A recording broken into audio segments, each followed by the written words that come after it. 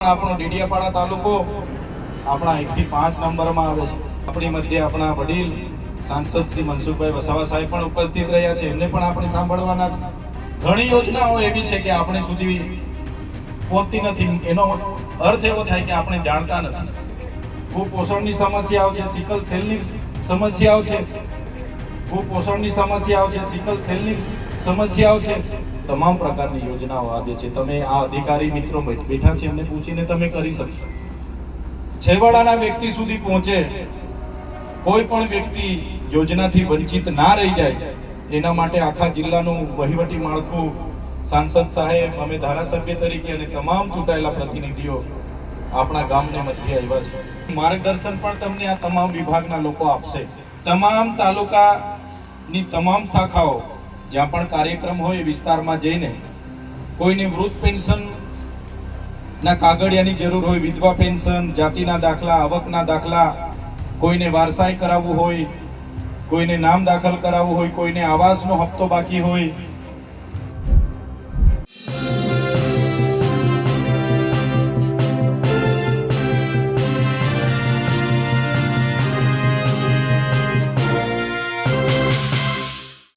શું આદિવાસી વિસ્તારોનો વિકાસ નથી થઈ રહ્યો? સરકાર જે દાવાઓ કરે છે તે દાવાઓ પોકળ છે? શું આદિવાસીઓ માટે અપાતા જે પણ ગ્રાન્ટો છે તેમાં મોટા પાયે ભ્રષ્ટાચાર થાય છે? આ તમામ વસ્તુઓ સીધી અથવા આડકતરી રીતે ચૈતર વસાવાએ સરકારી કાર્યક્રમમાં કીધું, એટલે કે સરકારને અરીસો દેખાડી દીધો। નમસ્કાર, હું છું ચિંતામણી પુત્ર અનિલ પટેલ। સ્વાગત છે આપનું મારા કાર્યક્રમમાં। આવો સાંભળીએ આ આદિવાસીઓનું જે વિકાસ માટે સંકલન સમિતિ મળે છે, અલગ અલગ સમિતિઓ મળે છે, એ સમિતિના કાર્યક્રમમાં ચૈતર વસાવાએ સરકારને શું કહ્યું, આદિવાસીઓના વિકાસ માટે શું કરવું જોઈએ તેવી કેવી સલાહ આપી।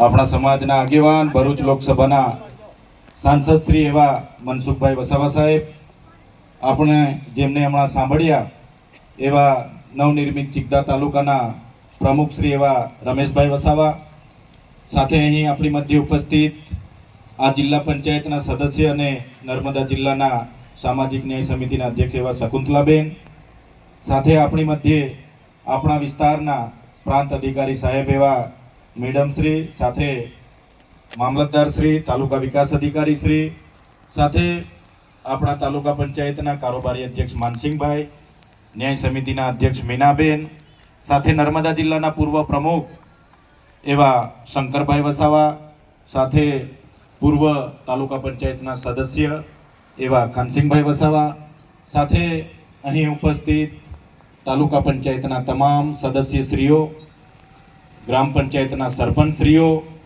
સાથે ભારતીય જનતા પાર્ટીના પ્રમુખશ્રી અને મારા સાથી અને નર્મદા જિલ્લાના આમ આદમી પાર્ટીના ઉપાધ્યક્ષ એવા દેવેન્દ્રભાઈ, સાથે મોટી સંખ્યામાં અહીં ઉપસ્થિત ગામના અને આજુબાજુ ગામના વડીલો, યુવાનો, માતા બહેનો અને ખૂબ મોટી સંખ્યામાં તમામ શાખાઓમાંથી અહીં ઉપસ્થિત થયેલું વહીવટી તંત્ર, જેમાં તલાટીશ્રીઓ, આંગણવાડી વર્કરો, આશા વર્કરો, આરોગ્ય વિભાગના કર્મચારીઓ, સાથે પોલીસ અધિકારીઓ, ફોરેસ્ટ અધિકારીઓ, તમામ લોકો આજના કાર્યક્રમમાં પધારેલા છે। સૌને મેં નમન કરું છું અને સૌને હું જોહાર કરું છું।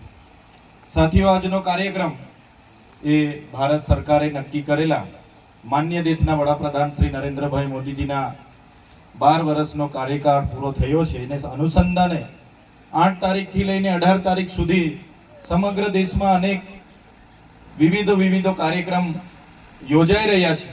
થોડા દિવસ પહેલા ચિકદા તાલુકાનો નલંદા આશ્રમ ખાતે સામાજિક વનીકરણ અને વન વિભાગ દ્વારા વૃક્ષારોપણનો કાર્યક્રમ હતો। આજે જનકલ્યાણ શિબિરનો કાર્યક્રમ છે। એ જ પ્રકારે અનેક વિભાગોને લઈને રોજના કાર્યક્રમો થતા હોય છે। ત્યારે આજે આનંદ થાય છે કે ખૂબ મોટી સંખ્યામાં લોકો આ કાર્યક્રમનો લાભ લેવા માટે અહીંયા ઉપસ્થિત થયા છે। કાર્યક્રમનો મુખ્ય હેતુ છે કે તમામ તાલુકાની તમામ શાખાઓ જ્યાં પણ કાર્યક્રમ હોય વિસ્તારમાં જઈને કોઈને વૃદ્ધ પેન્શન ના કાગળિયાની જરૂર હોય, વિધવા પેન્શન, જાતિના દાખલા, આવકના દાખલા, કોઈને વારસાઈ કરાવવું હોય, કોઈને નામ દાખલ કરાવવું હોય, કોઈને આવાસનો હપ્તો બાકી હોય, કોઈ વ્યક્તિને કોઈ પણ યોજનાનો લાભ લેવો હોય, એની માર્ગદર્શન પણ તમને આ તમામ વિભાગના લોકો આપશે. સાથે સાથે સ્વાસ્થ્યને લગતી કોઈને ચેકઅપ કરાવવું હશે તો સ્વાસ્થ્યની પણ ચકાસણી કરશે અને જે પણ નાની મોટી બીમારીઓ કઈ નજરે પડશે એનો રિપોર્ટ આપશે, એની દવા આપશે. તમામ પ્રકારનું કામ આજે અહીંયા તમામ શાખાના અધિકારીઓ તમને કરી આપશે અને માર્ગદર્શન પણ આપશે. આ કાર્યક્રમનો હેતુ સરકારશ્રીની યોજનાઓ છેવાડાના વ્યક્તિ સુધી પહોંચે, કોઈ પણ વ્યક્તિ યોજનાથી વંચિત ના રહી જાય, એના માટે આખા જિલ્લાનું વહીવટી માળખું સાંસદ સાહેબ, અમે ધારાસભ્ય તરીકે અને તમામ ચૂંટાયેલા પ્રતિનિધિઓ આપણા ગામને મધ્ય આવ્યા છે. એટલે વધુને વધુ લોકોને મારે વિનંતી છે કે બધા જ લોકો તમારી જે કઈ સમસ્યા હોય, કાગળમાં નામમાં સુધારા વધારા, આધાર કાર્ડ લિંક કરાવવાનો હોય, કેવાયસી કરાવવાનો હોય, રેશન કાર્ડનું કામ હોય, આપણા જ ગામમાં બધા જ અધિકારીઓ આવ્યા છે. એટલે બધા જ પોતપોતાનું કામ કરાવી લેજો. એટલે જ્યાં સુધી તમારા કામ નહીં પતશે ત્યાં સુધી તમારી સેવા આપશે, માર્ગદર્શન આપશે ને પછી અહીંથી જવાના છે. સાથીઓ, યોજનાની આપણે વાત કરીએ તો સરકારની અનેક યોજનાઓ છે. ખેડૂતો હોય એમની પાસે 7-12 સનત હોય તો દાતરડીથી લઈને ટ્રેક્ટર સુધીની યોજનાઓ છે. ખેડૂતોને તગારા, પાવડા, ભીકમ જોઈએ એની માટે પણ યોજના છે. કોઈને દુધાળા પશુ જોઈએ, ગાય ભેંસની પણ યોજના છે. કોઈને એવું થાય છે કે મારે બકરા ઉછેર કરવો છે તો બકરા ઉછેરની પણ યોજના છે, મરઘા પાલનની પણ યોજના છે. કોઈને ટ્રેક્ટર લેવું છે તો ટ્રેક્ટરમાં પણ 1 લાખ રૂપિયાની સબસિડી છે. કલ્ટી લેવી છે તે 32-33 હજારની સબસિડી છે. પાવર ટીલરમાં સબસિડી છે. પ્લાવ લેવો છે. તમામે તમામ સાધનોમાં સરકારશ્રી તરફથી આઈ ખેડૂત પોર્ટલમાં એની સબસિડી મળે છે. એ જ પ્રકારે કૃષિ વૈવિધ્યકરણની એક યોજના છે. કોઈને ખેતીવાડીની કીટ જોઈએ કે ભાઈ સગવડ નથી, મારે ખેતીવાડીમાં વૈવિધ્યકરણમાં લાભ જોઈએ છે, એમાં પણ કોઈને કપાસનું બિયારણ જોઈએ, ડાંગરનું બિયારણ જોઈએ, શાકભાજીનું બિયારણ જોઈએ, ખાતર દવા સાથે એની પણ યોજના છે. કોઈને વેલાવાળા શાકભાજી કરીને માંડવા બનાવવાના છે, એની પણ યોજનાઓ છે. એ જ પ્રકારની અનેક જાતની, કોઈને નેટ હાઉસ બનાવવું છે, ગ્રીન હાઉસ બનાવવું છે, મલ્ચિંગ બનાવવું છે, ડ્રીપ બનાવી છે, એ તો તમામ પ્રકારની યોજનાઓ આજે છે. તમે આ અધિકારી મિત્રો બેઠા છે એમને પૂછીને તમે કરી શકશો. એ જ પ્રકારની DRD ની પણ એટલી બધી યોજનાઓ છે. જિલ્લા રોજગાર કચેરીની પણ એટલી યોજનાઓ છે. કોઈ બેરોજગાર છે અને રોજગાર લક્ષી સબસિડી જોઈએ છે, કોઈ દુકાન ખોલવું છે, કોઈ બેને બ્યુટી પાર્લર ખોલવું છે, એની માટે પણ સબસિડી છે. કોઈને એગ્રો ખોલવો છે, મંડળી ખોલવી છે, કોઈને દૂધ મંડળી ખોલવી છે, કોઈને તબેલો બનાવવો છે, એની માટે પણ સબસિડી છે. એ જ પ્રકારે કોઈને સીવણ મશીન જોઈએ છે, કોઈને કોમ્પ્યુટરની તાલીમ લેવાની છે, કોઈને શેરડી પિલાણનું મશીન જોઈએ છે, કોઈને સલૂન ખોલવું છે, વાળ કાપવાના સાધનો જોઈએ છે, કોઈને કડિયાના, મિસ્ત્રીના, તમામ પ્રકારની સહાયો આજે સરકારશ્રીમાંથી યોજનાઓ છે એમાં મળી જાય છે. તમને શું જોઈએ એનું માર્ગદર્શન આજે આપવા માટે અધિકારીઓ આવ્યા છે. એ જ પ્રકારે શિક્ષણમાં પણ અનેક પ્રકારની યોજનાઓ છે. કોઈ વિદ્યાર્થી આપણો હોય અને MBBS કરવું છે, આપણી પાસે એટલી સગવડતા નથી તો એની માટે પણ ટ્રાઇબલ સપ્લાનમાં આપણે જોગવાઈ છે. કોઈનો દીકરો ઉચ્ચ અભ્યાસ માટે એને સારું પાયલોટિંગ કરવું છે, પાયલોટ બનવું છે અને વિદેશમાં અભ્યાસ કરવા જવું છે, એના માટે પણ ટ્રાઇબલ તમારા સહકારથી, અધિકારીઓના સહકારથી, પદાધિકારીઓના સહકારથી બધા એક મુઠ્ઠી બનીને કામ કરે છે. એ દિવસે આવી સફળતાઓ મળે છે ને એનાથી પણ વધારે સારું થાય. આપણા વિસ્તારમાં હજુ 2-3 સમસ્યાઓ છે. કુપોષણની સમસ્યાઓ છે, સિકલ સેલની સમસ્યાઓ છે, પણ એ અવિરત ચાલતી પ્રક્રિયાઓ છે. એમાં એને પણ નિવારણ કરવું હશે. આપણા ક્ષેત્રને સારા શિક્ષણમાં લઈ જવું હશે. આપણા વિસ્તારમાં કૃષિ ક્ષેત્રે ક્રાંતિ લાવી હશે, શિક્ષણ ક્ષેત્રે ક્રાંતિ લાવી હશે, રોજગારીમાં પણ આપણા યુવાનોને સારી રોજગારી મળે, નોકરી મળે, ભરતીઓમાં પાસ થાય, એ પ્રકારની જો ક્રાંતિ લાવી હશે તો બધાય સહિયારો પ્રયાસ કરવો પડશે. કોઈ એક વ્યક્તિના પ્રયાસથી આખો વિસ્તારનો સારો ઉદ્ધાર થઈ જાય, આખો વિસ્તારનો સર્વાંગી વિકાસ થાય એવું બનતું નથી. એક સામાન્ય તલાટીથી લઈને ગ્રામ સેવકથી લઈ ધારાસભ્ય, સાંસદ, પ્રમુખો, બધા જ લોકો, તમામ અધિકારીઓ, ફોરેસ્ટ વિભાગના હોય, GBના હોય, બધા જ લોકો રાત દિવસ મહેનત કરે છે, પોતાની ફરજ નિભાવે છે, એક પ્રકારે નૈતિકતાથી જે જવાબદારી મળી છે નિભાવશે, તો મને પૂરો વિશ્વાસ છે સૌના સહકારથી આપણે આગળ વધી શકીશું. અહીંયા બેઠા છે બધા જ વડીલો, યુવાનો, વધારે વિશેષ નહીં કહીશું, હજુ તમારે બધા યોજનાઓની માહિતી પણ લેવાની છે. પણ આજના કાર્યક્રમમાં આપણી મધ્ય આપણા વડીલ સાંસદ શ્રી મનસુખભાઈ વસાવા સાહેબ પણ ઉપસ્થિત રહ્યા છે, એમને પણ આપણે સાંભળવાના છે. મારો કહેવાનો મતલબ, ઘણી યોજનાઓ એવી છે કે આપણે સુધી પહોંચતી નથી. એનો અર્થ એવો થાય કે આપણે જાણતા નથી. કોઈને પિકઅપ જોઈએ છે કે ભાઈ મારે માલ સામાનનો વાહતુક કરવાનું છે, મારે શાકભાજી સુરત પહોંચાડવાની છે, તો પિકઅપમાં પણ સબસિડી છે. તમામ યોજનામાં સબસિડી છે. ખેડૂત માટે સ્માર્ટફોનની પણ સબસિડી છે. ખેડૂતે ખેતીવાડીની યોજનાઓ જાણવી છે, માહિતી મેળવવી છે. વરસાદ ક્યારે આવશે, આ સિઝનમાં કયો પાક કરવાનો, આ રોગ આવ્યો છે એમાં કઈ દવા છાંટવાની, એના માટેની માહિતી મેળવવા માંગતા હોય, એની માહિતી આપવાના વૈજ્ઞાનિકો પણ બેઠા છે. અને એના માટે સ્માર્ટફોનની પણ જોગવાઈ છે. સ્માર્ટફોન ખેડૂતના મોબાઈલમાં વોટ્સઅપ બધા વિડીયો આવે, યુટ્યુબ આવે, એના માટે ખેડૂત ખાતેદારને સ્માર્ટફોનની પણ જોગવાઈ છે. એટલે આવી બધી યોજનાઓની માહિતી આપવા માટે આપણા વચ્ચે અધિકારીઓ છે, જીઈબીના અધિકારીઓ છે.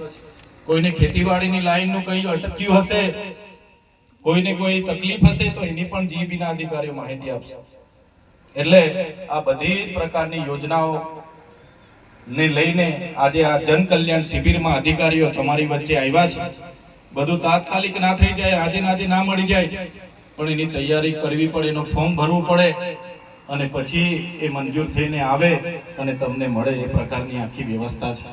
ત્યારે આ કાર્યક્રમ થકી તમારા મધ્યમાં અમે આવ્યા છે. છેવાડાના વ્યક્તિ પણ આનો લાભ લે એ હેતુસર આ કાર્યક્રમ સરકારશ્રીએ નક્કી કર્યો છે. સાથે સાથે આજે મંચ પર આપણે બેઠા છે, આપણા સાંસદ સાહેબને પણ સાંભળવાના છે, એટલે વધારે હું નહીં બોલીશ, પણ એક બે બીજી વાત હું કરીને જામ કે આપણે જ્યાં પણ છે, માનો કે અમે બધા ચૂંટાયેલા પ્રતિનિધિ છીએ, અમારી જવાબદારીમાં આવતું હોય એ નૈતિક જવાબદારી અમારે અમારા પદ પરથી નિભાવવી પડે. એ જ પ્રકારના અહીંયા શિક્ષક મિત્રો બેઠા છે, શાળા પરિવાર બેઠો છે, એની જવાબદારીમાં સારું શિક્ષણ આપવાની જવાબદારી છે, એમણે સારી નૈતિકતાની જવાબદારી નિભાવવી પડે. એ જ પ્રકારે તલાટીઓ છે, ગ્રામ સેવકો છે, મામલતદાર, ટીડીઓ છે, એમની જે જવાબદારી છે એમણે નૈતિકતાથી નિભાવવી પડે. તમામ અધિકારીઓ, પદાધિકારીઓ નૈતિકતાથી જવાબદારી નિભાવે. એ જ પ્રકારે તમે જે લાભાર્થીઓ છો, ખેડૂતો છો, તમારે પણ એ લાભ, તમારે પણ એક તાળીથી એક હાથથી તાળી ના પડે, પણ તમારે પણ, તમે જે ક્ષેત્રમાં છો, ખેડૂતમાં છો, દુકાન ચલાવો છો, વાલી છો, તો તમારે પણ એક વાલીપણું નિભાવવું પડે.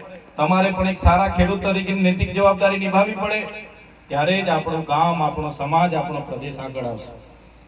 બધા સાથે રહીને કઈ રીતના આપણો વિસ્તાર આગળ આવે એવા સૌએ પ્રયાસ કરવા પડશે. મને આજે કહેતા આનંદ થાય છે, ગુજરાત સરકારના સહકારથી અને માન્ય સાંસદ શ્રી હોય, અમે હોય, આપણી અધિકારીગણ હોય, તલાટી, ગામ સેવક, ટીડીઓ, બધાના સહકારથી ગુજરાતના તમે મનરેગાના ડેટા જોશો તો આજે મનરેગાના ડેટામાં આપણે 1 થી 5 નંબરમાં આવીએ છીએ.